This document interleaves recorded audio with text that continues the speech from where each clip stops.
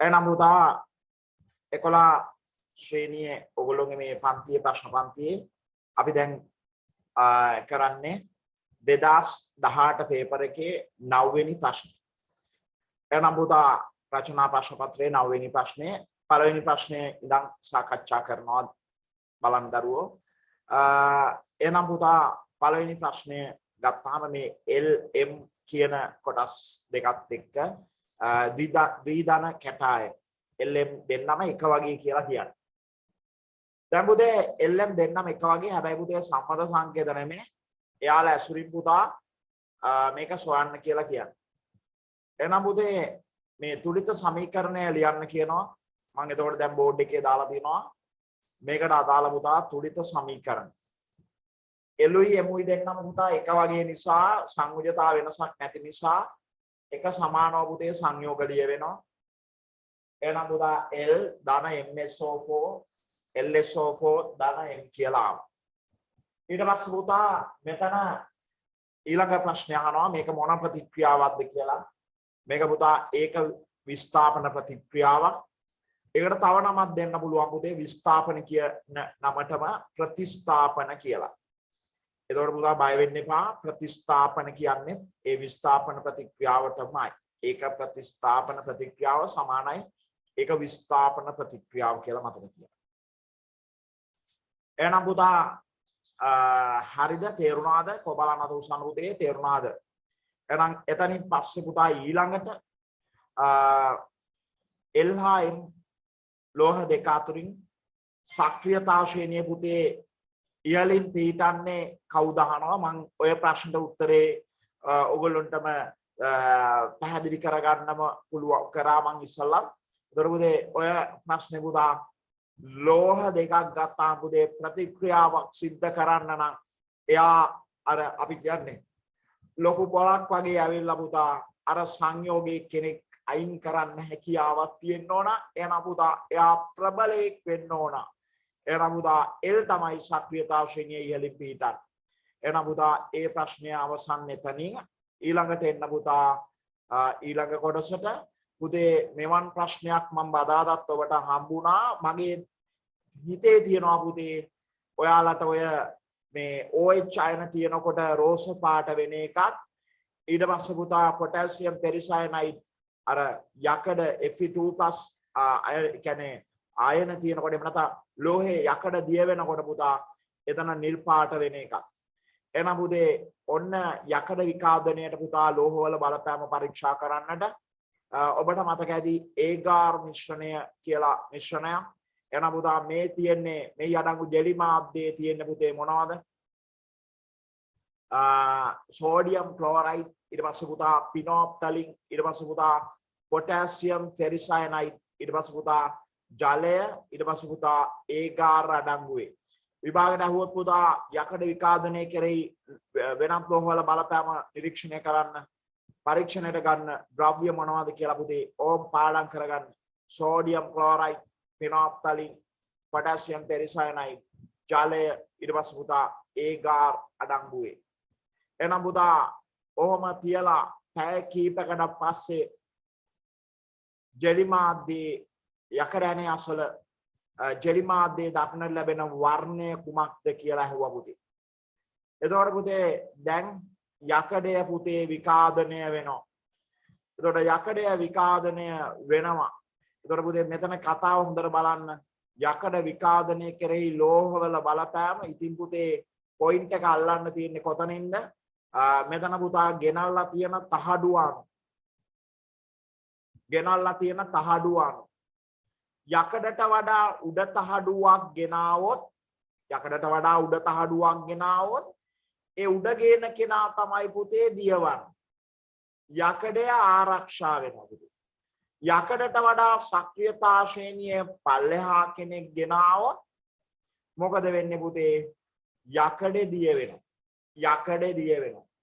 එහෙනම් පුතේ ඕම් පාඩම් කරමු සියලු දෙනා මාත් එක්ක. පුතේ මේ සක්‍රියතා ශ්‍රේණිය තවත් දැන් පාඩම් කරන්න දෙයක් නැහැ. ඔබේ මතකයේ තියෙන්න ඕන. බලන්න පුතේ potassium, sodium, calcium, magnesium, aluminium, zinc, යකඩ, tin, lead, hydrogen, copper, mercury, silver, platinum, gold. ඕම් පුතේ ඔබේ මතකය. කවි පාඩම් කරන්න එපා. කෙලිම පුතා ඔය මං කියපු තාලෙට පාඩම් කරන්න. පුතේ මෙතන යකඩගේ පොසිෂන් එක බලනවා. යකඩ ඉන්නේ මෙතන. යකඩට වඩා පුතා උඩ කෙනෙක් ආවොත් කවුද දිය වෙන්නේ පුතා? ඒ උඩ කෙනා. එතකොට අපි සිංක් ගත්තොත් පුතේ සිංක් තමයි දිය වෙන්නේ. ඊට පස්සේ පුතා ඇල්මිනියම් ගත්තොත් කවුද පුතා දිය වෙන්නේ? ඇල්මිනියම්. මැග්නීසියම් ගත්තොත් පුතා මැග්නීසියම් දිය වෙන්නේ. එතකොට ඔබ මතක ඇති පුතා මම කියනවා නැව්වල පුතා බඳේ ගහනවා මොනවද? මැග්නීසියම් පටි. ඇයි නැව් බඳේ පුතා මැග්නීසියම් පටි ගන්නෙ? යකඩය ආරක්ෂා කරන්න පුතේ. මැග්නීසියම් පටිය දිය වෙනවා පුතේ. මැග්නීසියම් පටිය දිය වෙනවා. මැග්නීසියම් පටිය දිය වෙනවා. යකඩය ආරක්ෂා වෙනවා. දිය වුණාට පස්සේ මොකද කරන්න පුතේ? තව මැග්නීසියම් පටියක් මොකද කරන්න පුතේ? ගහනවා. එහෙනම් පුතේ මතකයේ තියාගන්න සක්‍රියතාව ශ්‍රේණිය පුතේ යකඩට වඩා උඩ කෙනෙක් ගෙනාවොත් යකඩය ආරක්ෂා වෙනවා. යකඩට වඩා පල්ලෙහා කෙනෙක් ගෙනාවොත් පුතේ යකඩය දිය වෙනවා. එහෙනම් පුතේ මලකඩ කනවා කියන අදහස ඔබ දන්නවා. එහෙනම් පුතේ මෙතෙන්දී අහනවා ඕම් ගෙනල්ලා තියෙන්නේ පුතේ මෙතෙන්දී කවුද ගෙනල්ලා තියෙන්නේ? සිංක් ගෙනල්ලා තියෙන්නේ. එහෙනම් පුතේ සිංක් කෑල්ල දිය වෙනවා. සිංක් කෑල්ල දිය වෙනවා කියන්නේ පුතේ Zn2+ බවට පත් වෙනවා පුතේ. Zn මොකද වෙන්නේ? Zn2+ බවට පත් වෙනවා. එහෙනම් සිංක් කෑල්ලමයි පුතේ දිය වෙනවා. එතකොට ද්‍රාවණයේ හැදෙනවා පුතේ මොනවා අයනද? OH අයන හැදෙනවා පුතේ. ද්‍රාවණයේ හැදෙනවා OH අයන. එහෙනම් බලන්න පුතේ ඒ OH අයන හැදෙන ප්‍රතික්‍රියාව ඔබට මතකද කියලා. එහෙනම් බලන්න දරුවෝ සියලු දෙනා OH අයන සෑදෙන ප්‍රතික්‍රියාව. එහෙනම් පුතේ මෙහෙම ගත්තොත් OH අයන සෑදෙන ප්‍රතික්‍රියාව මෙන්න මෙහෙම පුතේ අවසානට ලියනවා පුතේ ඔයා මොකද්ද? OH- කියලා ලියනවා. අවසානට පුතා OH- කියලා ලියනවා. ඒ කියන්නේ පුතේ ද්‍රාවණයේ හැදෙන එක. ඊට පස්සේ පුතා මෙයා එන්නේ කොතනින්ද පුතා බලනවා. ඒතර පුතේ මෙයා එන්නේ කොතනින්ද? මේ OH අයන එන්නේ පුතා මෙතන තියෙනවා මොනවද? ජලයයි. ඊට පස්සේ පුතා මොනවද? ඔක්සිජන්. ජලයයි. ඊට පස්සේ පුතා මොනවද? ඔක්සිජන්. එතකොට පුතා ජලයයි ඔක්සිජනුයි තුලින් කවුද හැදෙන්නේ පුතා? OH අයන හැදෙනවා. එහෙනම් පුතා මේ OH අයන සැදීම ගත්තහම පුතේ මෙතනදී එක ඉලෙක්ට්‍රෝනයක් මොකද වෙන්නේ පුතේ? පිට වෙනවා. ඒතකොට ඒ පිට වෙන එක පුතා මේ පැත්තෙන් ඍණ E දානකොට මේ පැත්තෙන් පුතා ධන E විදියට දානවා. එහෙනම් පුතා ඕම් ඔහොම ලියාගත්තා දැනට. දැන් පුතා ලියාගත්තාම දැන් බැලන්ස් කරනවා පුතේ. බැලන්ස් කරනකොට පුතේ බලන්න මෙතන ඔක්සිජන් 1යි. මෙතන ඔක්සිජන් 2යි. එහෙනම් පුතේ බැලන්ස් කරන්න ඕන කීයටද? 4ට. 4ට බැලන්ස් කරන්න පුතේ 2යි 1යි 3යි බැලන්ස් කරන්න බෑනේ. නිසා 4ට බැලන්ස් කරන්න පුතේ මෙතනට 2ක් දාන්න. මෙතනට 2ක් දාපු ගමන් පුතේ මේ පැත්තේ ඔක්සිජන්ලා කීයද? ඔක්කොම 4යි. මේ පැත්තට මොකද කරන්නේ පුතේ? මෙතනට 4ක් දානවා. ඔන්න පුතේ ඔක්සිජන්ලා දෙපැත්ත බැලන්ස්. ඊළඟට බලනවා පුතේ හයිඩ්‍රජන්ලා මෙතන දෙවරක් 2 4යි පුතේ මෙතනක් 4යි. ඊට පස්සේ පුතා ඉස්සල්ලා තිබ්බේ මොකක්ද? OH- එක අයනේ. දැන් පුතා OH- කීයක් තියනවද පුතේ? 4යි. එහෙනම් ඉලෙක්ට්‍රෝන කීයක් ලබා ගන්නවද පුතේ? 4යි. එහෙනම් පුතේ මෙන්න මේ ප්‍රතික්‍රියාව සිද්ධ වෙනවා පුතේ කවුරු ගාවද? මේ ප්‍රතික්‍රියාව සිද්ධ වෙනවා යකඩේ ගාව. සිංක් ගාව සිද්ධ වෙන ප්‍රතික්‍රියාව පුතා Zn මොකද වෙන්නේ පුතා? Zn2+ බවට පත් වෙනවා. ඉලෙක්ට්‍රෝන දෙකක් පිට කරලා පුතා Zn2+ බවට පත් වෙනවා. කො බලන්න පුතේ ප්‍රතික්‍රියා දෙක තේරිච්ච අය කො බලන්න අත උසා. ඒ කියන්නේ පුතේ අර මම කියා දුන්න තියරිය ටික හරියටම ඔලුවට ගන්න. කො බලන්න පුතේ chat එකට දාන්න තේරිච්ච අය බලන්න පුතේ තේරුණාද කියලා. මෙහෙමයි පුතේ ඕන් අහන්නකො ඉස්සලම පොයින්ට් එක අල්ලා ගන්න ඕන තැන. පොයින්ට් එක අල්ලා ගන්න ඕන කොතනින්ද පුතේ? පොයින්ට් එක අල්ලා ගන්න ඕන ඔබ හිතන්න පුතේ ඉස්සල්ලාම කොතනද? ඔබ හිතන්න පුතේ ඉස්සල්ලාම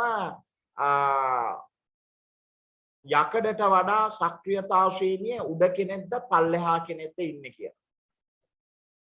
යකඩට වඩා උඩ කෙනෙක්ද පල්ලෙහා කෙනෙක්ද? ඒතර උඩ කෙනෙක් හිටියොත් පුතේ කවුද දිය වෙන්නේ? උඩ කෙනෙක් හිටියොත් පුතේ ඒ උඩ කෙනා දිය වෙනවා. යට කෙනෙක් හිටියොත් පුතේ කවුද දිය වෙන්නේ? යකඩය තමයි දිය වෙන්නේ. ඊට පස්සේ පුතා මෙතන ප්‍රමුඛව ඊළඟට සිද්ධ වෙන දේ පුතා OH අයන හදන එක. ඒතර OH අයන හදනවා පුතේ යකඩේ ගාව. ඒතර OH අයන තියනවා කියන පුතේ බාෂ්මිකයි. බාෂ්මික අවස්ථාවේ පිනොප්තලින් ඔබට මතක ඇති මම කෙටි සටහන කිව්වා පුතා. P arrow කියලා. P arrow කියලා කිව්වා. P arrow කියන්නේ මොකක්ද පුතා? පිනොප්තලින් ආම්ලික මාධ්‍යදී පුතේ මොකද කියන්නේ? අවර්ණයි. බාෂ්මික මාධ්‍යදී මොකද කියන්නේ පුතේ? රෝස පාට. ආම්ලික මාධ්‍යදී පුතේ අවර්ණයි. බාෂ්මික මාධ්‍යදී පුතා රෝස පාටයි. ඒතකොට මෙන්න මේ කතාව තමයි පුතේ සිද්ධ වෙන්නේ ඔතන. P arrow කියන්නේ මගේ කෙටි සටහනක්. මෙරක කියලා කිව්වා කෙටි සටහනක්. මෙතිල් ඔරෙන්ජ් රතු පාටයි. ආම්ලික මාධ්‍යදී බාෂ්මික මාධ්‍යදී කහ පාටයි මෙරක. P arrow කියන්නේ පුතා පිනොප්තලින් ආම්ලික මාධ්‍යදී අවර්ණයි බාෂ්මික මාධ්‍යදී රෝස පාටයි. එහෙනම් පුතේ ඔතන දැන් යම් ටක් දාලා මේ ටික සම්පූර්ණ කරගන්න. එහෙනම් පුතේ බලන්න පැය කිහිපයකට පසු යකඩනේ අසල දක්නට ලැබෙන නිරීක්ෂණය මොකක්ද කියලා අහනවා පුතේ. එහෙනම් මොකක්ද නිරීක්ෂණය පුතේ? ඉතිවල වර්ණය අහනවා පුතේ. මොන වර්ණයද ඇති වෙන්නේ පුතා? රෝස පාට. ඒ රෝස පාට ඇති උනේ කොහොමද කියලා දැන් කිව්වා. එහෙනම් රෝස පාට ඇතිවීමට හේතු වන අයනය අහනවා පුතේ. ඉතා සරලයි පුතේ. OH minus. OH minus එහෙම නැත්නම් පුතේ OH ඍණ. එතකොට OH ඍණ කියන්නේ පුතේ මොකක්ද අපි කියන්නේ? හයිඩ්‍රොක්සිල්. මොකක්ද පුතේ? හයිඩ්‍රොක්සිල්. එහෙම නැත්නම් හයිඩ්‍රොක්සයිඩ් කියලා කියනවා අයනය. hydroxyl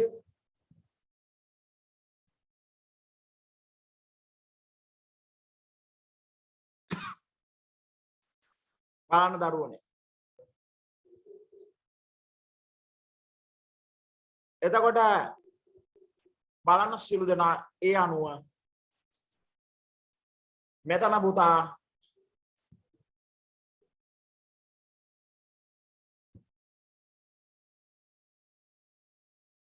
මෙතන පුතා ඒ අණුව මතක තියාගන්න. ඒ වර්ණය ඇතිවීමට හේතු වන අයනය පුතා OH minus. බලන්න දරුවෝ.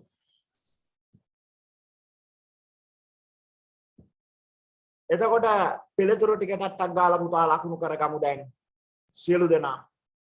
එහෙනම් පුතේ මෙතනදී ඔබ සඳහන් කරා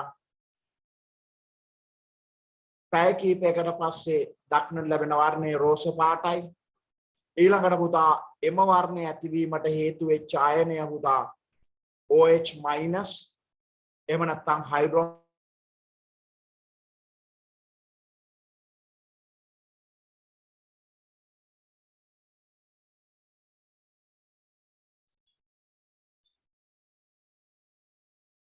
එතකොට ඒ අණුව පුතේ බලන්න මෙතනදී මෙතනට ලිව්වා උත්තරය රෝස පාටයි.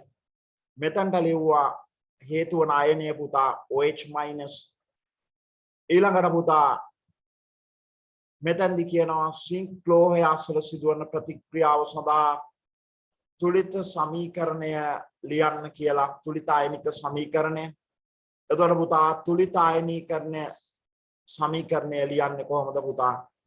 තුලිත ආයනීකරණ සමීකරණය Zn මොකද වෙන්නේ පුතා? Zn2+ බවට පත් වෙනවා. ඉලෙක්ට්‍රෝන දෙකක් පුතා මොකද වෙන්නේ පිට කරලා. එහෙනම් පුතා අපි එතනදී සඳහන් කරනවා මේ ආකාරයට Zn පුතා Zn මොනවා බවට පත් වෙනවද? Zn2+ බවට පත් වෙනවා. එතකොට පුතා ඔන්න ඒ සමීකරණය පුතා Zn2+ බවට පත් වෙච්ච සමීකරණය. බාන්දරු Zn2+ බවට පත්. එහෙනම් පුතා ඔය විදිහට මේ සමීකරණය තමයි යොතනදී ලියන්න ඕන. ඊට පස්සේ පුතා ඊළඟ ප්‍රශ්නෙට යනවා. මෙම පරීක්ෂණයට යෙදී ජෙලි මාධ්‍යයට සෝඩියම් ක්ලෝරයිඩ් එකතු කිරීමට හේතුව කුමක්ද කියලා. එතකොට පුතේ ජෙලි මාධ්‍යයට සෝඩියම් ක්ලෝරයිඩ් එකතු කරන්නේ ඇයි? කො බලන්න පුතේ chat එකට හරි උත්තරයක් දෙන්න පුළුවන් දරුවෙක් ඉන්නවා නම් කො බලන්න අත උස්සන්න. ඇයි පුතේ මේ ජෙලි මාධ්‍යයට සෝඩියම් ක්ලෝරයිඩ් එකතු කරන්නේ? කො බලන්න උත්තර දෙන්න පුතා තරුෂිකා. ඇයි පුතේ ජෙලි මාධ්‍යයට සෝඩියම් ක්ලෝරයිඩ් එකතු කරන්නේ? ප්‍රතික්‍රියා ශීඝ්‍රතාවය වැඩි කිරීමට. ප්‍රතික්‍රියාවේ ශීඝ්‍රතාව වැඩි කිරීමට. එහෙම නැත්නම් පුතේ අපිට කියන්න පුළුවන් මොකක්ද? මාධ්‍යයේ සන්නායකතාව වැඩි කිරීමට. ඔබ දන්නවා විලීන සෝඩියම් ක්ලෝරයිඩ් වලින් ගැලීය සෝඩියම් ක්ලෝරයිඩ් වලින් විදුලිය ගමන් කරනවා. එතකොට පුතේ එහෙමනම් තරුෂිකා කියපු උත්තරෙත් හරි පුතා. මොකක්ද? ප්‍රතික්‍රියා ශීඝ්‍රතාව වැඩි කරන්න තමයි සෝඩියම් ක්ලෝරයිඩ් ගන්නෙ. එහෙම නැත්නම් පුතා මාධ්‍යයේ සන්නායකතාව වැඩි කරන්න. එහෙමත් නැත්නම් පුතා නිරීක්ෂණ ඉක්මනින් ලබා ගැනීම. එතකොට පුතා බලන්න මේ ප්‍රශ්නෙට එතකොට ඔබ පිළිතුර සම්පූර්ණ කරගත්තද කියලා. C ප්‍රශ්නේ ජෙලි මාධ්‍යයට සෝඩියම් ක්ලෝරයිඩ් එකතු කරන්න හේතුව පුතා මොකද්ද? නැවතත් ඔබට කියනවා ප්‍රතික්‍රියා ශීඝ්‍රතාවය වැඩි කිරීම. එහෙනම් පුතා මෙම පරීක්ෂණයේදී කැතෝඩය ලෙස ක්‍රියා කරන ලෝහය කුමක්ද කියලා අහනවා පුතේ. කැතෝඩය ලෙස ක්‍රියා කරන්නේ ඉතින් ලෝහ දෙකයි යොතන තියෙන්නේ පුතා. යකඩයි සිංකුයි තියෙන්නේ පුතා.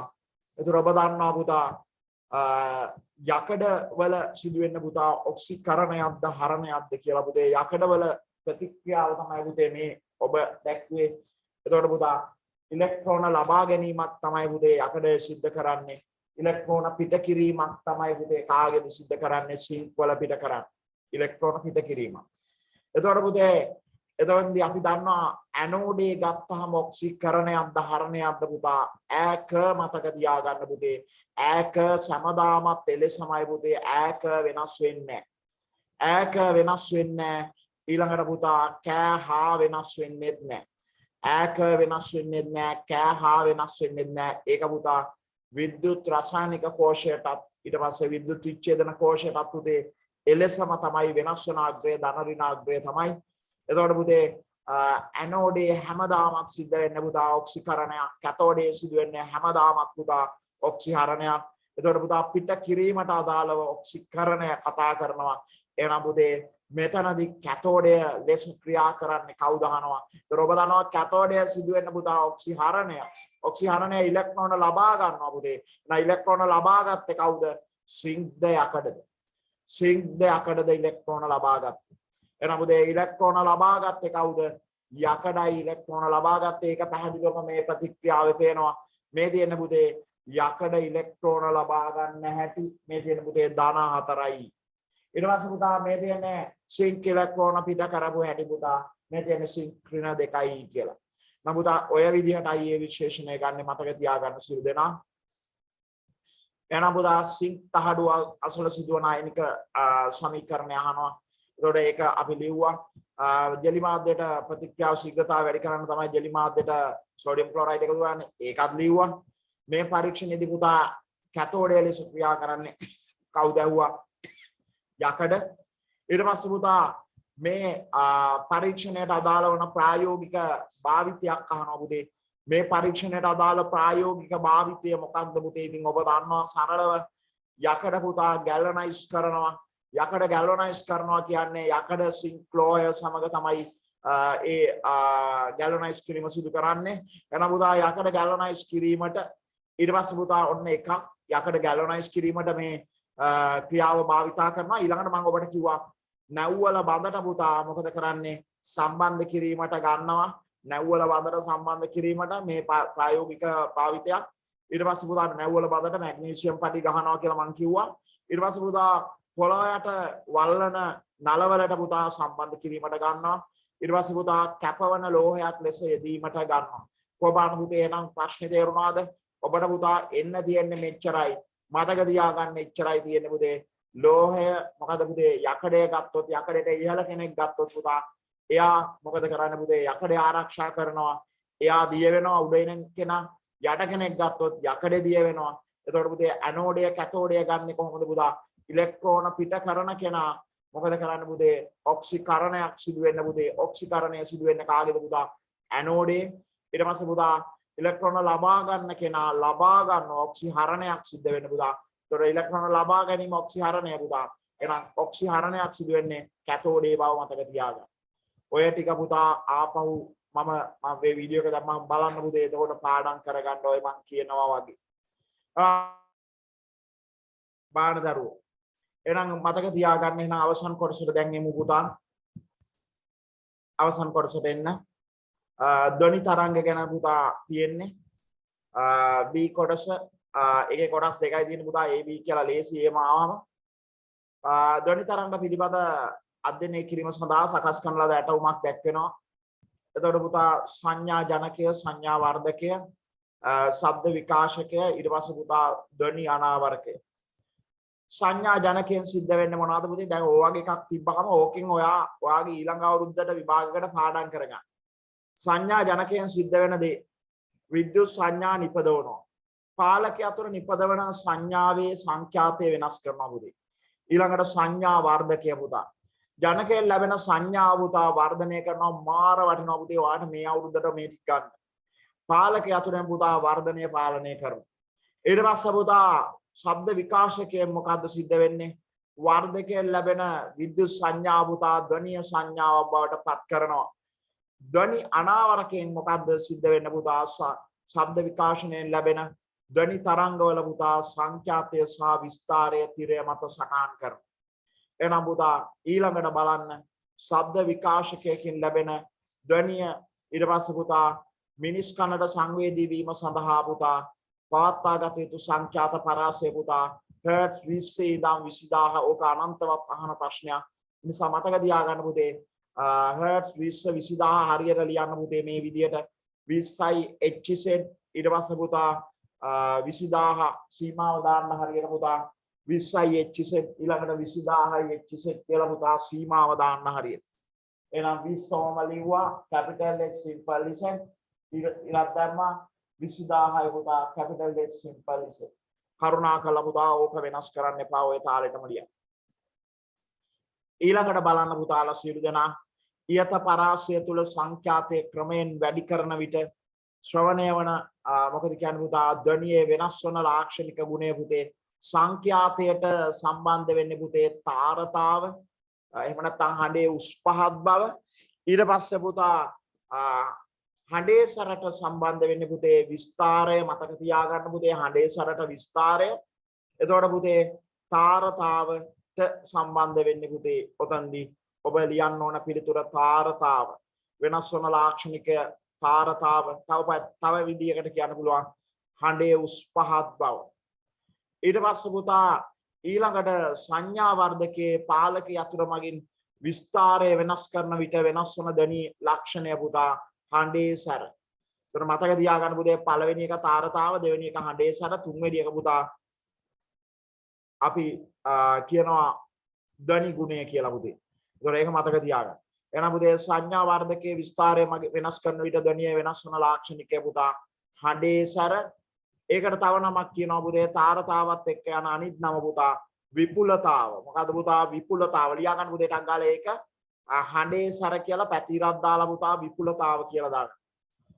හඬේ සැර කියලා පැතිරක් දාලා විපුලතාව කියලා දාන්න. හඬේ සැර කියලා පැතිරක් දාලා විපුලතාව කියලා දාන්න. ඊළඟට පුතා හතරවෙනි කොටසට එනවා. හතරවෙනි කොටසට බලන්න පුතේ හතරවෙනි කොටස සිළු දෙනා ශබ්ද විකාශකයකින් පිටවන ධ්වනිය අනාවරකය වෙත වාතය හරහා යාන්ත්‍රික තරංගයක් ආකාරයෙන් ගමන් ගනී. එහෙනම් පුතේ ඔබට මතක තියාගන්න මම කතාවක් කිව්වා මොකද්ද? ಜಾති. ಜಾති කියන්නේ මොකද්ද පුතේ? ජලයේ ඇති වෙන්නේ මොන තරංගද පුතේ? තීර්යක් තරංග. අන්වායාම එතකොට පුතේ ඒක අන්වායාම තරංග යටතට ධ්වනි තරංග ගන්න පුළුවන් කියලා මම එදා පැහැදිලිව කිව්වා. යාන්ත්‍රික තරංග ಜಾති දෙකයි. තීර්යක් තරංග අන්වායාම තරංග. යාන්ත්‍රික තරංග ಜಾති දෙකයි. තීර්යක් තරංග අන්වායාම තරංග. තීර්යක් තරංග මොනවද පුතේ? ජලයේ ඇති වෙනවා. අන්වායාම තරංග පුතේ ධ්වනි හට ගන්න තරංග පුතා අන්වායාමයි කියලා පාඩම් කරගන්න. මෙම යාන්ත්‍රික තරංග වර්ගය අයත් වන්නේ නැවතත් කියනවා පුතේ. මෙම යාන්ත්‍රික තරංග අයත් වන්නේ පුතේ අන්වායාම තරංග. ඇයි අන්වායාම තරංග පුතේ? ධ්වනි තරංග නිසා. මෙම තරංග ගමන් කරන විට මාධ්‍ය අංශු වල පිහිටීම කෙටියෙන් විස්තර කරන්නලු පුතේ.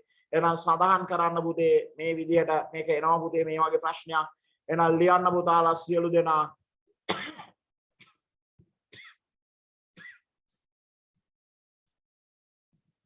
වාත අංශු වල සම්පීඩන හා විරලන අචුපදේ තියෙන අර්ථ දැක්වීම නෙමෙයි මම දෙන්නේ මාකින් ස්කීම් එකේ දෙන අර්ථ දැක්වීම.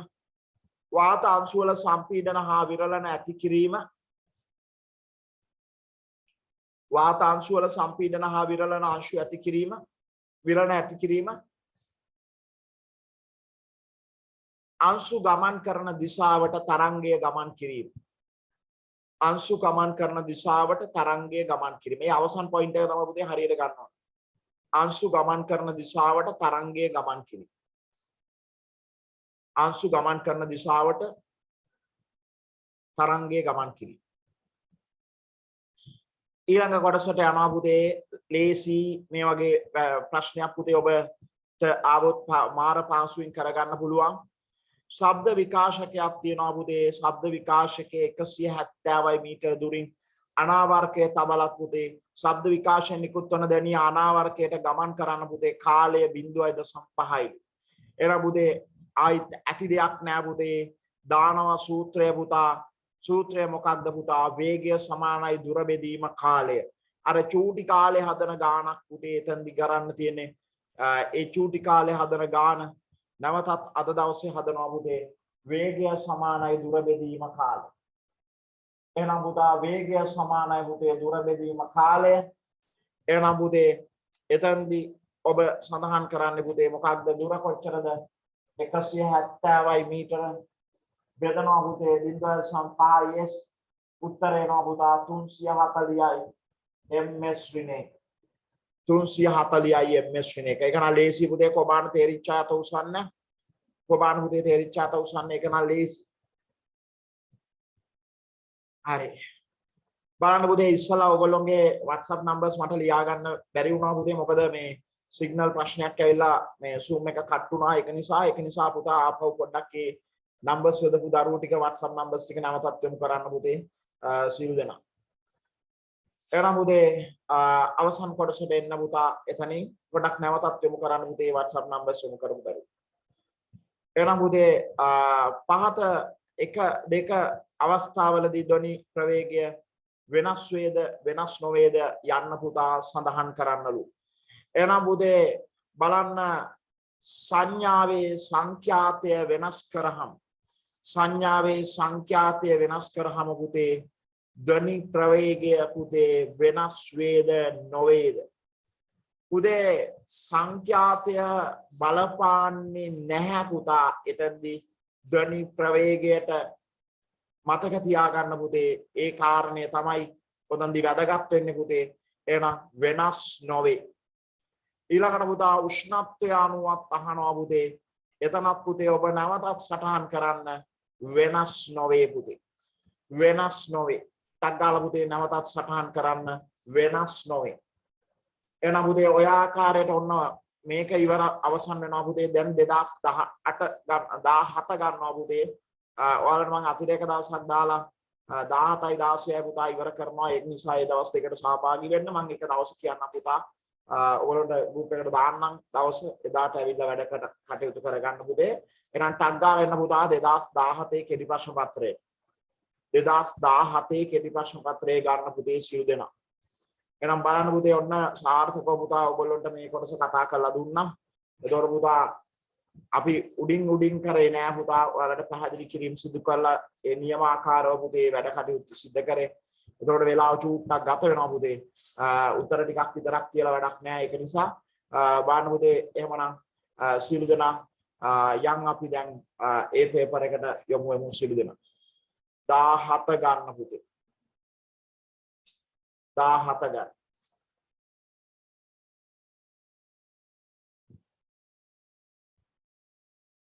හරි පුතේ බලන්න.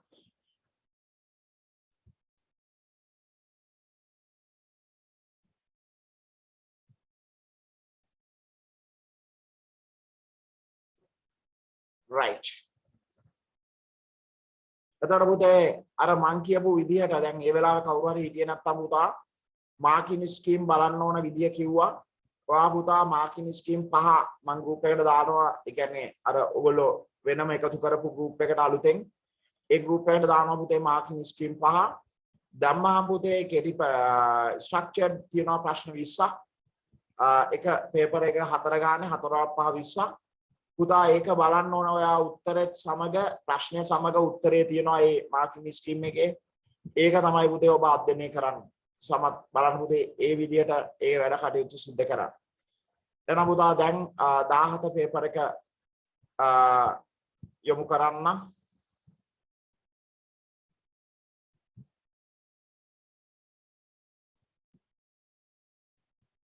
බලන්න පුතේ පළවෙනි ප්‍රශ්නෙට එන්න 17.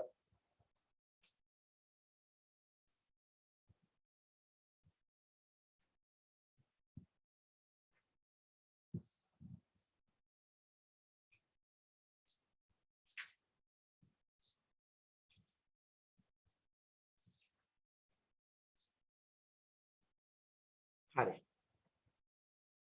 දැන් පුතා ස්ක්‍රීන් එක පේනවද බලන්න පුතේ. chat එකට දාන්න.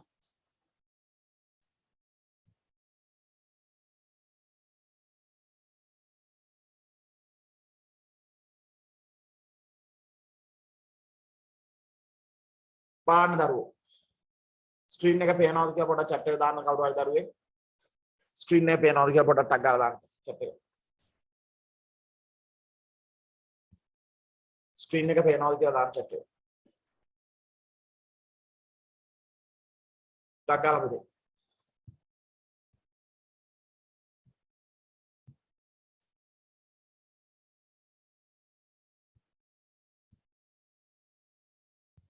හරි.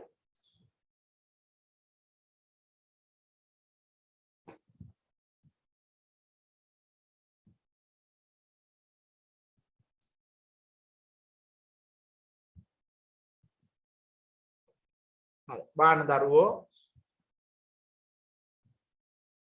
පළවෙනි ප්‍රශ්නය.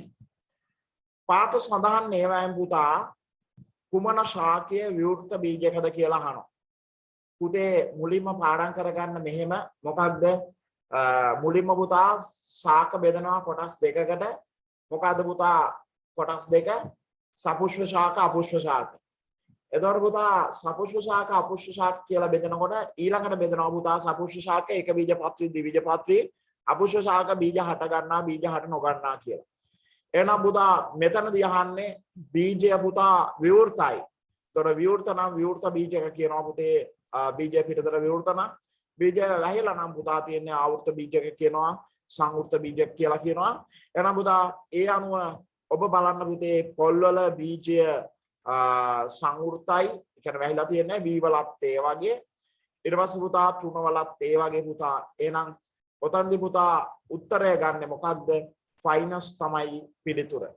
බාන ඔබේ පිළිතුරත් මේකද කියන. ඊළඟට බලන්න පුතේ දෙවෙනි ප්‍රශ්නය. ඊළඟ ප්‍රශ්නය බලන්න පුතේ. බල ගූර්ණයේ ඒකකය අහනවා පුතේ. හරිම සිම්පල් ඒ වැඩේ. බල ගූර්ණය කියන්නේ පුතේ බලයේ විශාලත්වය වැඩි කරනවා පුතේ දුරෙන්. එතකොට පුතා බලයේ ඒකකය නිව්ටන්. ඊට පස්සේ දුරේ ඒකකය මීටර්.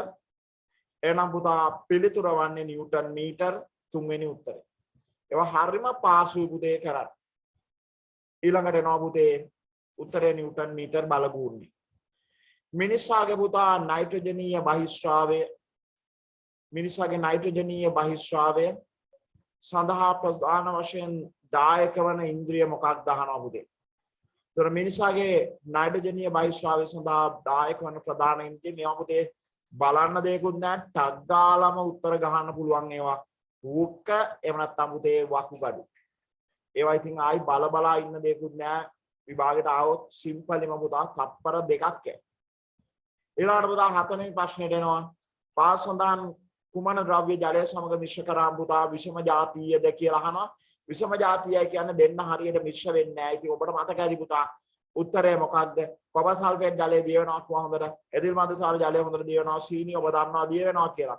එහෙනම් පුතා පිළිතුර මොකක්ද? තීරිංගු පිටි තමයි පිළිතුර. එහෙනම් පුතේ මාරලේසි පුතා ඔය ප්‍රශ්න හතරම දැනට. පස්වෙනි ප්‍රශ්නය පුතා කෙලින්ම තියරි එකෙන් නවතත් සායි ශ්වසනයේදී පුතා ශක්තිය නිදහස් කරන්නේ කුමන සායි ශ්වසනයේදී ශක්තිය නිදහස් කරන්නේ පාසඳාන් කුමන ඉන්ද්‍රිකාව තුලින්ද කියලා අහනවා පුතේ. එහෙනම් සරලයි පුතේ කවුද? මයිටොකොන්ඩ්‍රියම පුතේ. මයිටොකොන්ඩ්‍රියම. ඒවනම් ඉතින් පුතේ ආන්න දෙයක් නැති තරමට ඉතාම සරලයි පුතේ. ඊළඟට බලන්න පුතේ අර පුංචි කාලේ ප්‍රශ්න පුංචි කාලේ විද්‍යා පොතේ තියෙන ප්‍රශ්නයක් මේ අහන්නේ පුතේ. මම මේ පුංචි කාලේ තියෙන එක ඔයාලට ගෲප් එකට දාන්න පුතේ. ඉන්නක මම බලලා යන්න එක විභාගයට යන. ඒ කියන්නේ පුතේ පුංචි කාලේ අපි ඉගෙන ගත්තා හයිඩ්‍රජන් ඉඳන් ඊට පස්සේ නැත්නම් ප්‍රථම මූලද්‍රව්‍ය 20 පුතා ලෝහ බව, ප්‍රථම මූලද්‍රව්‍ය 20 පුතා ඝන ද්‍රව වායු බව, ප්‍රථම මූලද්‍රව්‍ය 20 පුතා ආම්ලික බාෂ්මික බව ඔය සියල්ල පුතා අපි ඉගෙන ගත්තා. එතකොට ඒ අනුව පුතේ බලන්න මෙතනදි සඳහන් කරන්න තියෙනවා පාද සඳහන් ඔක්සයිඩ් අතරින් කුමන ඔක්සයිඩය පුතා බාෂ්මික වේද කියලා අහනවා පුතේ. පාද සඳහන් ඔක්සයිඩ් අතරින් කුමන ඔක්සයිඩය බාෂ්මික වේද කියලා අහනවා. මොකද්ද පුතේ නම් උත්තරේ? එතකොට මැග්නීසියම් කුමන ඔක්සයිඩය බාෂ්මික වේද? මැග්නීසියම් ඉන්නවා, ඇල්මිනියම් ඉන්නවා, සල්ෆර් ඉන්නවා, සිලිකන් ඉන්නවා පුතේ. ඉතින් ඕම ගත්තාම පුතේ උතන දිනවා බාෂ්මික ඔක්සයිඩ් දිනවා, ආම්ලික ඔක්සයිඩ් දිනවා, ඊට පස්සේ පුතා උභයගුණී ඔක්සයිඩ් තියෙනවා. ඒක ඕම ගත්තාම පුතේ අපිට ප්‍රධානම අපිට කතා කරන්න තියෙන්නේ එතනදි මොකක්ද පුතේ?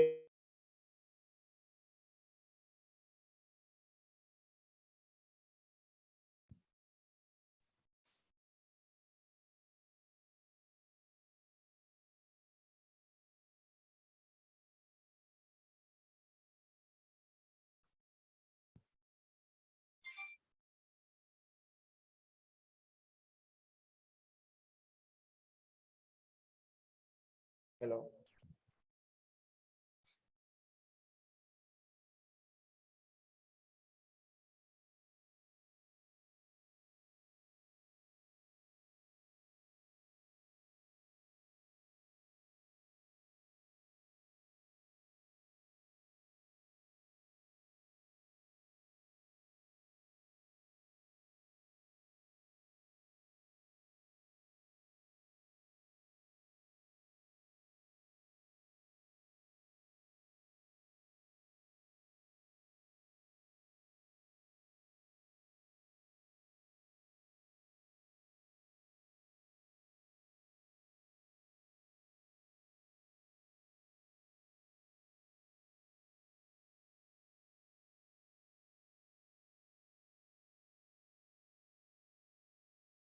පුතේ ඊළඟට ඒ අනුව 6 වෙනි ප්‍රශ්නය පුතේ පාස් සඳහන් ඔක්සයිඩ් අතරින් කුමන ඔක්සයිඩය බාෂ්මික වේද කියලා අහනවා. එතකොට පුතේ මැග්නීසියම් ඔක්සයිඩ් තමයි ප්‍රධානව අපිට ගන්න තියෙන බාෂ්මික ඔක්සයිඩය. එතකොට පුතේ එතනින් ඉස්සරහට යනකොට ඔබට මතක ඇති ඔබට කියා දුන්නා ඇලුමිනියම් ඔක්සයිඩ් උභයගුණී භාවය. ඊට පස්සේ සල්ෆර් ඩයොක්සයිඩ් මොකද කියන්නේ පුතේ? ආම්ලික ඔක්සයිඩ්. එතකොට පුතේ ඒ විදිහට අපි මේකේ පැහැදිලිව පාඩම් කරගත්තා. මම ওই ටික දාන්නම් පුතේ ඔයගොල්ලෝ බලන්න මේ ඒ ටික ඔක්සයිඩ් ටික ඔක්කොම පාඩම් කරගන්න පුතේ. ෂෝට් නෝට් එකක් වගේ දාන්නම් ඒක. ඔක්සයිඩ් වල ආම්ලික බාෂ්මික ස්වභාවය අනිවාර්යයෙන්. 7 වෙනි ප්‍රශ්නේ දෙනවා පුතේ. 7 වෙනි ප්‍රශ්නය. රූපේ දක්වලා තියෙන පුතා සප්ත පටකය අහනවා. රූපේ දක්වලා තියෙන සප්ත පටකය. එතකොට පුතේ මේ දැන් අපිච්ඡද පටක තියෙනවා.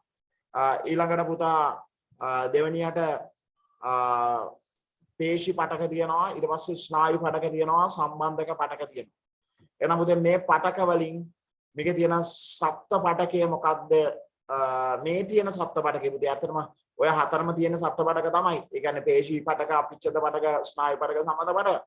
මේ තියෙන පටකය පුතේ ඉතින් රූපේ තියෙනවා පැහැදිලිවම මේ තියෙන පුතේ අපිච්ඡද පටකය බව මතක තියාගන්න පුතේ. එතකොට ඕවා විශේෂයි පුතා පාඩම් කරගන්න හොඳ දැනුමක් ලබා ගන්න. අපිච්ඡද පටකය. ඊට පස්සේ පුතා 8 වෙනි ප්‍රශ්නයට එනවා. බයිසිකල් ඩයිනමෝවක් තුල සිදුවන්නේ පාත සඳහන් කුමන ශක්ති විපර්යාස දැවුවා මම දැන් ඔයගොල්ලන්ට පැහැදිලිව පුතේ මෙතනදී කියනවා දෙයක් මොකද්ද? අපි විදුලිය දීලා කරකවනවා පුතේ. විදුලිය දීලා කරකවනවා නම් ඒ මොකක්ද පුතේ? විදුලිය මෝටරේ. ඊට පස්සේ පුතේ කරකවලා විදුලිය ගන්නවා නම් පුතේ ඒ මොකක්ද? ඒ තමයි පුතේ මොකක්ද කරකවලා විදුලිය ගන්නවා නම් ඒ පුතා ඩයිනමෝ. එහෙනම් පුතේ කරකවලා විදුලිය ගන්නවා කියන දේත් එක්ක චාලක ශක්තිය විද්‍යුත් ශක්තිය විදියට එන්න ඕන. නමුත් චාලක ශක්තිය විද්‍යුත් ශක්තිය කියලා ඔතන එකක් නැහැ. එතකොට පුතේ තෝරා ගන්න තියෙන්නේ එහෙමනම් චාලක ශක්තියක් තමයි විභව ශක්තියක්.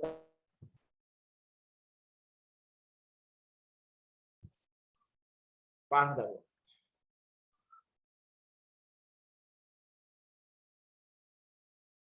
එතකොට පිළිතුර පුතා මොකක්ද 8 වෙනි ප්‍රශ්නෙට ඒ අනුව බයිසිකල් ඩයිනමෝවෙන් තුල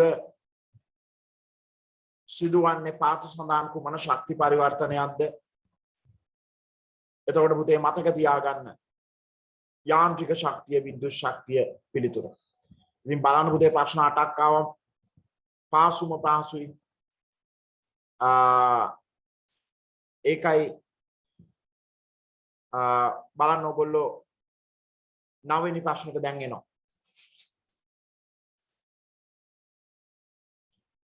ජීවීන් තුළ සිදුවන ජෛව රසායනික ප්‍රතික්‍රියා උත්ප්‍රේරණය කරනු ලබන්නේ හෝමෝන මගින්ලු, එන්සයිම මගින්ලු, මේදාම්ල මගින්ලු, ජලය මගින්ලු. පුතේ නම් බලන්න ජීවීන් තුළ සිදුවන ජෛව රසායන ප්‍රතික්‍රියා උත්ප්‍රේරණය වන්නේ මොනෝ මගින්ද කියලා අහනවා. ඉතින් මේවා නම් පුතේ මාරම සරලයි. 10 පළවෙනි පාඩමේදී අපි ඉගෙන ගත්තා එන්සයිම මගින් පුතේ. ඒවා කෙලිම පුතේ ඒවා තාමත් දන්නේ නැත්නම් පුතේ තාම කනගාටු. එන්සයිම මගින්. එනවා පුතේ ජෛව රසායන ප්‍රතික්‍රියාව ශීඝ්‍රතාව වැඩි කරනවා කියලා කිව්වා උත්ප්‍රේරක මතකද බලන්න. උත්ප්‍රේරකයෙන් සිදු කෙරෙන පුතා ප්‍රතික්‍රියාව ශීඝ්‍රතාව වැඩි කරනවා. නිෂේධකයකින් මන්දකයකින් සිදු වෙන්නේ පුතා ප්‍රතික්‍රියාව ශීඝ්‍රතාව අඩු කරනවා. ඊට පස්සේ පුතා 10 වෙනි ප්‍රශ්නෙට එනවා. බල යුග්මයක් ක්‍රියා කරන්නේ පාද සඳහන් කුමන අවස්ථාවේදීද කියලා අහනවා. තල්ලු කිරීමෙන් දොරක් ඇරීමේදී කියනවා. ඊට පස්සේ ස්ක්‍රූපුණියනක් මගින් ඇණයක් ගැලවීමේදී කියනවා. එතකොට පුතා කඹයක් ඇදීමේදී කියනවා ප්‍රතිවිරුද්ධ දිශාවට පුජ්‍යලයන් දෙදෙනෙක් විසින් බිම තබා ඇති පෙට්ටියක් එකම දිශාවට හලුවා. එතකොට යුග්මයක් කියන්න පුතා අපි සාමාන්‍ය කරාමයක් අරිනකොට පුතේ එක පැත්තකට එක බලයක් ක්‍රියා කරනවා අනිත් පැත්තට අනිත් බලයක් කරනවා ප්‍රතිවිරුද්ධ දිශාවට. නමුත් එතන යුග්මයක් ආකාරයට සිද්ධ වීම වැදගත් වෙනවා. එහෙනම් පුතේ පිළිතුර තමයි ඔබට මතක ඇති ස්ක්‍රූපුණියන, ඊට පස්සේ ජලකරාමය, ඊට පස්සේ සුක්කානම. පුතේ ඒ ගන්නකොට මෙතෙන්දී උත්තරය තමයි පුතේ ස්ක්‍රූපුණියනක් මගින් ඇණයක් ගැලවීම. ඊට පස්සේ පුතා Al3 ධන අයනයක් තියෙනවා පුතා. ඔබ මතක තියාගන්න ඇලුමිනියම් වල පුතා පරමාණු ක්‍රමාංකය 13යි. මේක මාර පොයින්ට් එකක් පුතේ. මේ අවස්ථාවම ගන්න සියලුම දෙනා ඔයගොල්ලෝගේ දැනුම වැඩි කරගන්න. මොකද්ද පුතේ පොයින්ට් එක? ඇලුමිනියම් වල පුතා 13යි. ඇලුමිනියම් වල 13 වෙනකොට ඉලෙක්ට්‍රෝන වින්‍යාස ලිව්වහම 2යි 8යි 3යි. එතකොට පුතේ ඇලුමිනියම් වල පරමාණු ක්‍රමාංකය 13යි කියන්නේ ප්‍රෝටෝන සංඛ්‍යාව 13යි. ඒක ආයි අයන වලට ගියා කියලා පුතේ වෙනස් වෙන්නේ නැහැ. ප්‍රෝටෝන 13 13මයි. ඊට පස්සේ පුතා අහන්නේ ඊළඟට ඉලෙක්ට්‍රෝන ගණනේ. පුතේ ඉලෙක්ට්‍රෝන ගණන අයනය අනුව වෙනස් වෙනවා. එතකොට ඔය අයනය පුතා මයිනස් තියනකොට පුතේ අපි මොකද්ද කරන්න ඕනේ?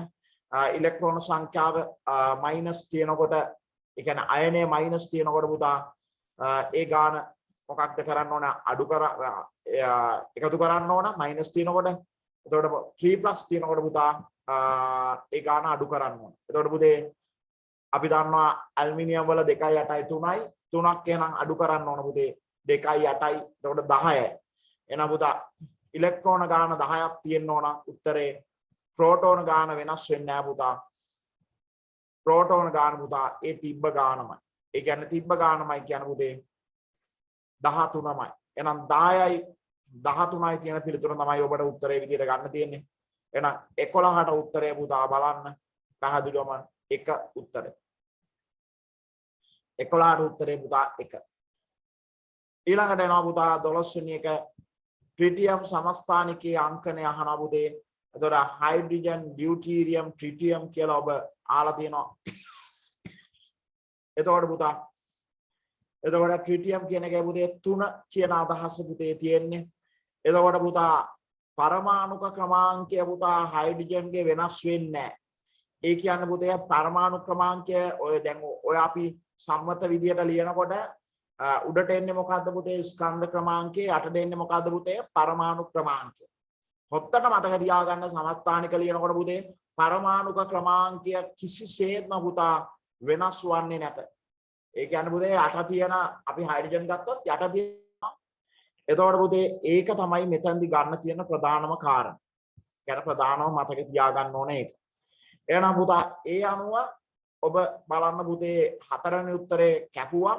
ඇයි ඒ හතරවෙනි උත්තරේ පුතේ හයිඩ්‍රජන්ගේ පරමාණු ක්‍රමාංකය 3 ලෙස තියෙන්නේ. එතකොට පුතා ඊළඟට ඔබ බලනකොට නියුට්‍රෝන සංඛ්‍යාව බලනවා. නියුට්‍රෝන සංඛ්‍යාව බලනකොට ඔන්නම් පළවෙනි එකේ හයිඩ්‍රජන් පළවෙනි එකේ නියුට්‍රෝන සංඛ්‍යාව 0යි. දෙවෙනි එකේ නියුට්‍රෝන සංඛ්‍යාව 1යි. තුන්වෙනි එකේ පුතා නියුට්‍රෝන සංඛ්‍යාව 2යි. එතකොට පුතා ඔතනදී අපි කියන විදියක් තියෙනවා පුතේ. කියන විදිය අනුව නැත්නම් ලියන විදිය අනුව ට්‍රිටියම් කියන එක පුතා සඳහන් කරන්නේ සමස්ථානිකයේ පුතා. උත්තරය කීයද? 12ට උත්තරේ පුතා 3. 12ට උත්තරේ පුතා 3. 13 එනවා පුතේ බලන්න. දැන් තාම අමාරු ප්‍රශ්නයක් කියලා ආවේ නැහැ මේ 2017 පේපර් එක. තාම අමාරු ප්‍රශ්නයක් ආවේ නැහැ කිසිම.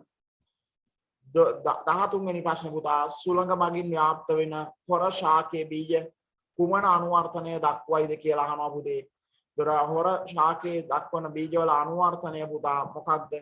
එයා අර අපි සැහැල්ලු වීම ඉස්සලා තියනවාද බලනවා සුළඟ මගින් ව්‍යාප්ත වෙන එකක. දොර සැහැල්ලු වීම නැහැ. ඊට පස්සේ පුතා රෝම සහිත වුණොත් පුතේ ඇමිනිලා යන්න පුළුවන්. ඒ කියන්නේ දැන් ඔබ දන්නවා කටු මේ කොකු වැනි ව්‍යුහ තිබ්බොත් ඇමිනිලා සතුන් මගින් යනවා. ඊට පස්සේ පුතා ඊළඟට තියෙනවා වාතයේ පිරි බීජ කවච දරනවා කියනවා නෑ. විවිධ රටාවලින් යුක්ත වෙනවා කියලා කියනවා නෑ. එහෙනම් පුතා පිළිතුර වෙන්නේ මොකද්ද? තටු වැනි ව්‍යුහ දැරීම 13ට උත්තරේ පුතා 1.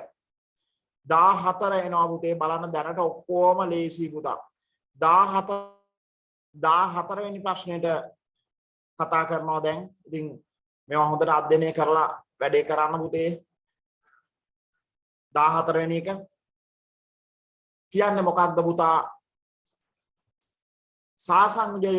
සංයෝගයක් ජලය තුලදී පුතා පූර්ණ ලෙස අයනීකරණයට ලක් වෙනවලු. එතකොට පූර්ණ අයනීකරණයක් සිද්ධ වෙන්න පුතා ප්‍රබල ආම්ල ඊට පස්සේ පුතේ ප්‍රබල භාෂ්ම. එතකොට පූර්ණ අයනීකරණ ඇමෝනියම් හයිඩ්‍රොක්සයිඩ්. එතකොට පුතේ ඇමෝනියම් හයිඩ්‍රොක්සයිඩ් පළවෙනියට, දෙවෙනියට තියෙනවා පුතේ හයිඩ්‍රොක්ලොරික් අම්ලය.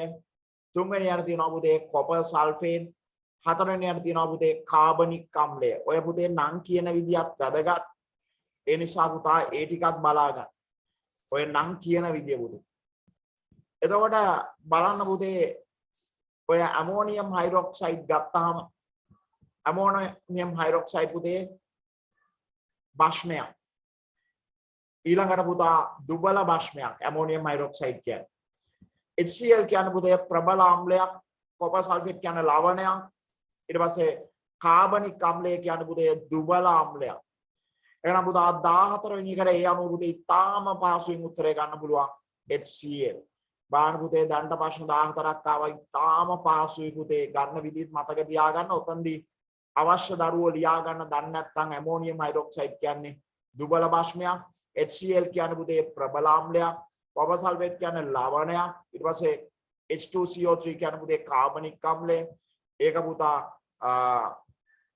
අතරම දුබල ආම්ලයක්. ඊට පස්සේ පුතා 15 වෙනි ප්‍රශ්නෙට එනවා. බාහන පුතේ මිනිස් සිරුර තුළ ග්ලූකෝගන් කැල්සිටොනින් ශ්‍රාවය කරන අන්තරාසර්ග ග්‍රන්ථිය. ඉතින් පුතේ එය කරුණාකර පුතේ සියලුම දෙනා අන්තරාසර්ග ග්‍රන්ථි ටිකත් අන්තරාසර්ග ග්‍රන්ථි ටිකත්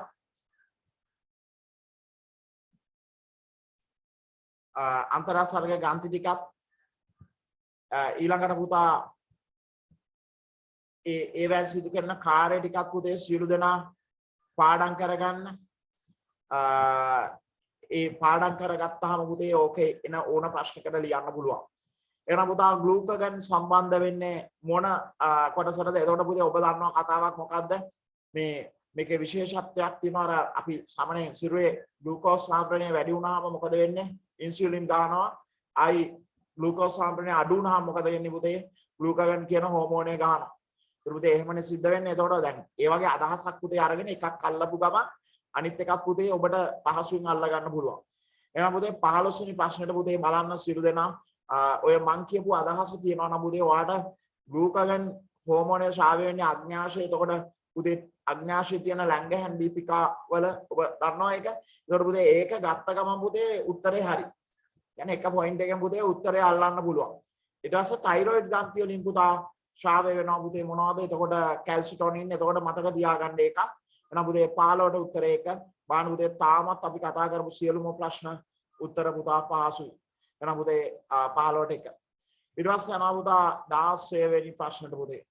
පොටෑසියම්, කැල්සියම්, ඊට පස්සේ ලෙඩ් යන එක් ලෝහය නිස්සාරණය කිරීම සඳහා යොදා ගැනීමට වඩාත් සුදුසු ක්‍රමය අහනවා පුතේ.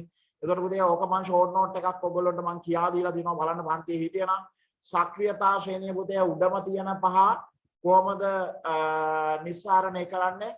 විලීන ක්ලෝරයිඩ විද්‍යුත් විච්ඡේදනය. සක්‍රියතා ශ්‍රේණිය උඩම ඉන්න පහ. සක්‍රියතා ශ්‍රේණිය පුතේ දෙවණියට ඉන්න පහ මොනවා මගින්ද? වෙනස් සංයෝග මගින් ඔක්සිහරණය. වෙනස් සංයෝග මගින් ඔක්සිහරණය. ඊට පස්සේ පුතේ අවසන් පස් දෙනා පුතා භෞතික ක්‍රම මගින්. ඉතින් පුතේ ඕවා නැවත නැවත කියලා හරි නැවත නැවත පාඩම් කරවලා හරි මට අවශ්‍යයි පුතේ ඔබේ දැනුම උපරිමයට මේවා දෙන්න. එහෙනම් පුතේ ටක් ගාලා ඔයගේ potassium, sodium, calcium, magnesium, aluminium, zinc, යකඩ, ටින්, ලෙඩ්, හයිඩ්‍රජන්, ඊට පස්සේ පුතා copper, mercury, silver, platinum, gold. එතකොට පුතා මෙන්න මෙහෙම ටක් ගාලා අපි ලිව්වා. ලියලා පුතේ මේ උඩම ඉන්න පහ කොහොමද පුතා? උඩම ඉන්න පහ මතක තියාගන්න. විලීන ක්ලෝරයිඩ විද්‍යුත් විච්ඡේදනය. දෙවනි පහ පුතා මොකක්ද? වෙනස් සංයෝග මගින් ඔක්සිහරණය. තුන්වෙනි පහ මොනවද පුතා? මතක තියාගන්න. භෞතික ක්‍රම මගින්. එහෙනම් පුතා ඔය විදියට තමයි අපි ඒක ගලපන්නේ. එහෙනම් ඒක තමයි පුතේ ඔතන උත්තරේ තියෙන්නේ. එහෙනම් බලන්න ඒ අනුව පුතේ පොටෑසියම් ගත්තාම මොන විදියටද? ඉතින් මේ chart එකේ බලුවා පොටෑසියම් කෝ විද්‍යුත් විච්ඡේදනය. ඊට පස්සේ බලනවා පුතේ කැල්සියම් කෝ විද්‍යුත් විච්ඡේදනය. ඊට පස්සේ පුතා අවසානයේට බලනවා මොකද්ද? ලෙඩ්. ලෙඩ් පුතා බලනවා ඔක්සිහරණය. දැක්කද ගන්න විදිය පුතේ? කරුණාකරලා පුතේ ඕක ගන්න. ඕක මං කියා දුන්නා ඒ 17 විභාගයට යන්න කලින් දරුවෝ ලස්සනට ඒක ගලපලා තිබ්බා. ඉතින් ඔය කියා දින ඒවම තමයි පුතේ එන්නේ. ඒ අනුව 16ට පිළිතුර පුතා 4. 17ට එනවා පුතේ ඊළඟට බලන්න සිරිදනා 17 වෙනි ප්‍රශ්නය. තිරස් බිමක් තියෙනවා පුතේ. තිරස් බිමක ඒ ලක්ෂයට පුතා නැගෙනහිරින් B ලක්ෂය තියෙනවා. ඊට පස්සේ පුතා උතුරෙන් C ලක්ෂය තියෙනවා පුතේ. එතකොට පුතේ 3, ඊට පස්සේ පුතා 4, ඊට පස්සේ පුතා 5. 3, ඊට පස්සේ පුතා 4 තියෙනකොට පුතා කූඹියාගේ සිදුවෙච්ච විස්ථාපනය අහනවා පුතේ. ඉතින් ඕවගේ එකක් අපි ගන්න පුතේ පයිතගරස් ප්‍රමේය අනුව. පයිතගරස් ප්‍රමේය අනුව පුතේ කර්ණය කීයද? එහෙනම් පුතේ ඍජුකෝණී ත්‍රිකෝණයක් බව ඔබට වැටහෙනවා ඇති සියලු දෙනාට. එහෙනම් පුතේ එවන් අවස්ථාවක පුතේ නැගෙනහිරට ගියා, ඊට පස්සේ උතුරට ගියා. එහෙනම් පුතේ මෙතන හිටියා. ඔබ බලන්න පුතේ නැගෙනහිරට ගියා, උතුරට ගියා. එහෙනම් පුතේ මේක 3 නම් මේක 4 නම් පුතා පයිතගරස් ප්‍රමේය අනුව මේක 5යි. 3 වර්ගය 9යි, 4 වර්ගය 16යි. 16 9යි පුතේ 25යි. 25 මූලය ගත්තාම පුතේ කීයද? 5යි. එතකොට පුතේ ඕන ප්‍රශ්නකදී ඕවාගේ ආවොත් පුතා මේකට පයිතගරස් ප්‍රමේය දාන්න. මේක පුතේ කුමන සංඛ්‍යාවක්ද ඒක අදාළ වෙන්නේ නැහැ. ඒක නිසා මතක තියාගන්න පුතේ. දැන් තව ඔයගේ උදාහරණයක් මම කියන්නම් පුතේ. මෙහෙම බලන්න දැන් යම් කිසි විදියකට පුතේ මෙහෙම තිබ්බොත් හරිද? මේක පුතා ඔබ හිතන්න මේක 6යි මේක 5යි කොහොම දුන්නා කියලා. එතකොට පුතේ කීයද? එතකොට කීයද උත්තරේ? 6 වර්ගය ධන ඊට පස්සේ පුතේ 5 වර්ගය මොකද්ද පුතේ? වර්ගමූලය. 6 වර්ගය කීයද පුතේ? 36යි. පහේ වර්ගමූලය මේ පහේ වර්ගය කීයද 25යි. එහෙනම් 36යි 25යි පුතා කීයද? 46යි 56යි 61යි පුතා. එහෙනම් එතනදි පුතා මෙහෙම දෙන්න පුළුවන් මූල 61 දීලා තව දෙන්න පුළුවන් 3 5 ඊට පස්සේ පුතේ 7 ඔහොම දෙයි පුතේ. ඒතර මූල 61 තමයි මේ වගේ ප්‍රශ්නයකට උත්තරේ ගලපන්න තියෙන්නේ. හරියට පයිතගරස් ප්‍රමේය දාන්න. විභාගයට ආවොත්.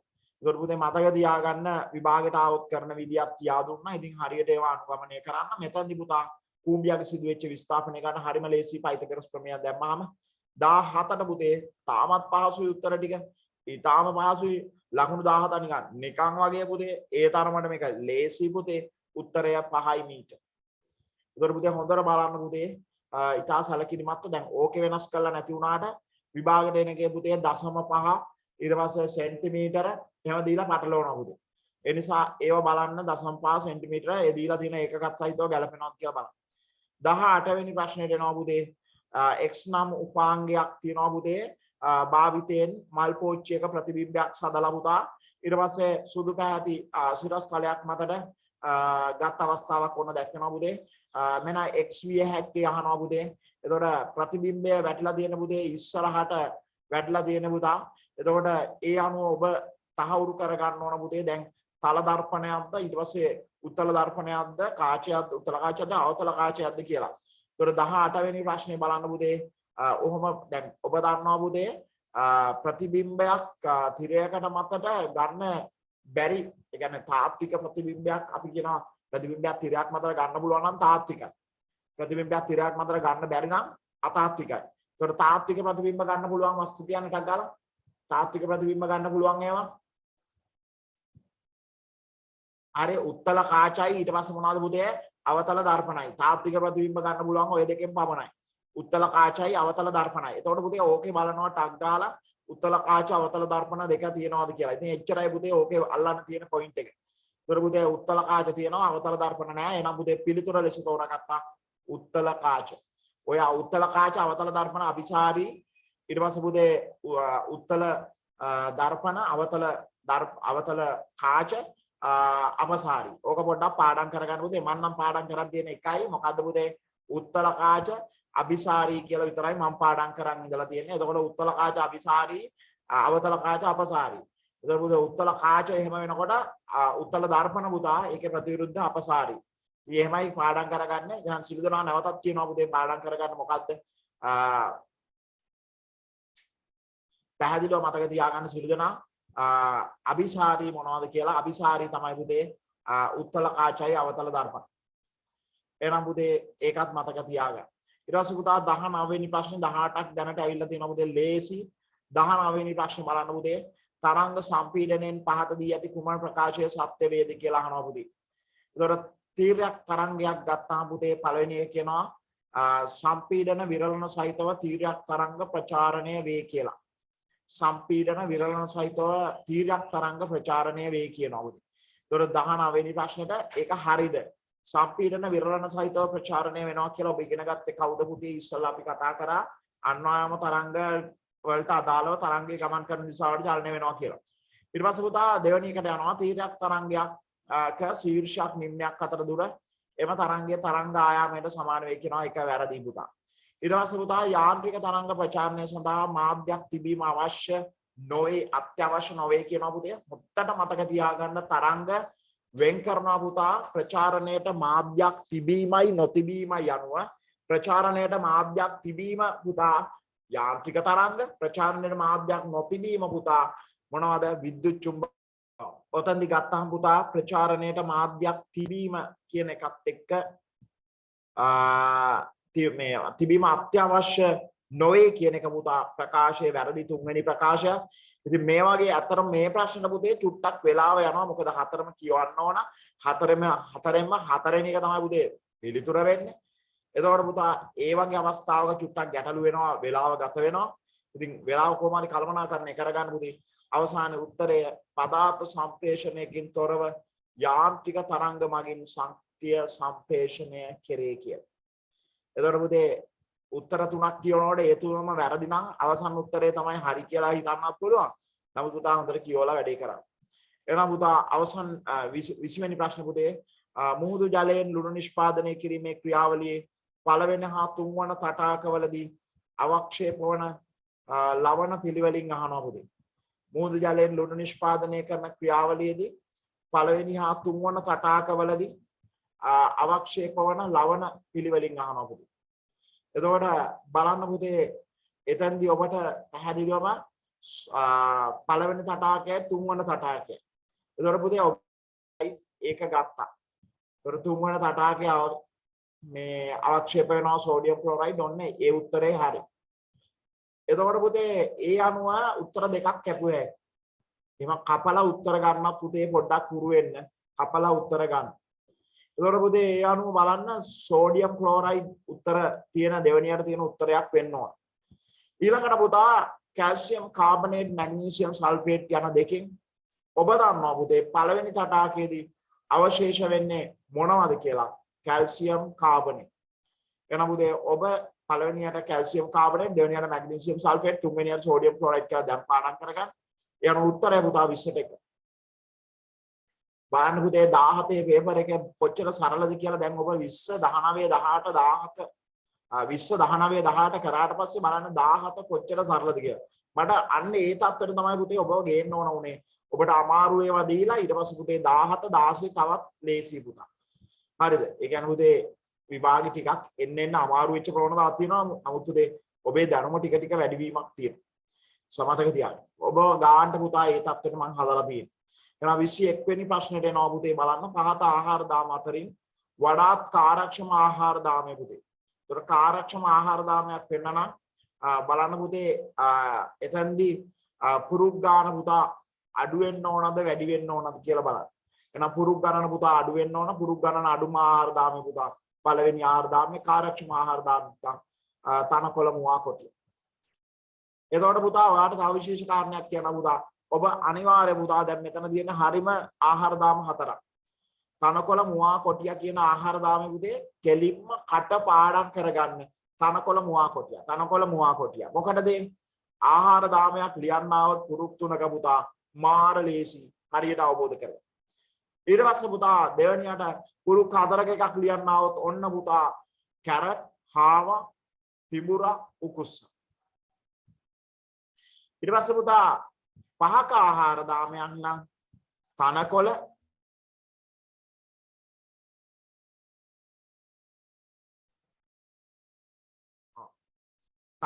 තනකොළ පෙත්ත, ඊට පස්සේ මීයා, නයා, උකුස්ස. එතකොට පුතේ නයා උකුස්ස කියලා. ඊට පස්සේ බාන දරුවෝ තනකොළ පෙත්ත, මීයා, නයා උකුස්ස කියලා. එතන පුතේ ආහාර දාමයේ කීයක් තියෙනවද පුතේ? 5ක් තියෙනවා පුරු. ඊට පස්සේ පුතේ අවසන් එක 21 වී, මීයා, කෑදත්තා, උකුස්ස පුතේ. කළා පුතේ ආහාර දාමයේ පුරුක් ගණන පාඩම් කරගන්න. මෙතනදී පුතේ 4ක් තියෙනවා. ඒතර පුතේ ඔයා අනුව තේරුම් ගන්න මේ ඒ අවස්ථාවට අනුරූපව මතක තියාගන්න පුතේ.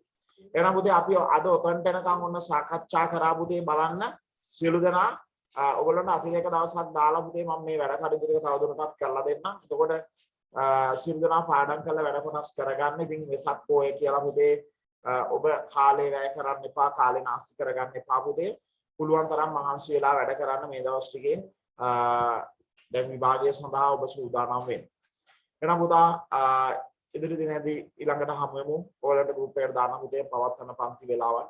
එහෙනම් පුතේ ආයිබෝවන් සිහින දෙනා උසන්නයි මාසික දෙනා පාඩම් කළ වැඩ කරේ.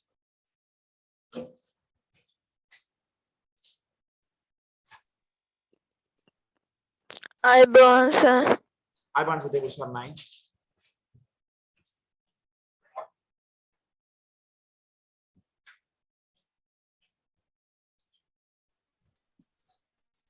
I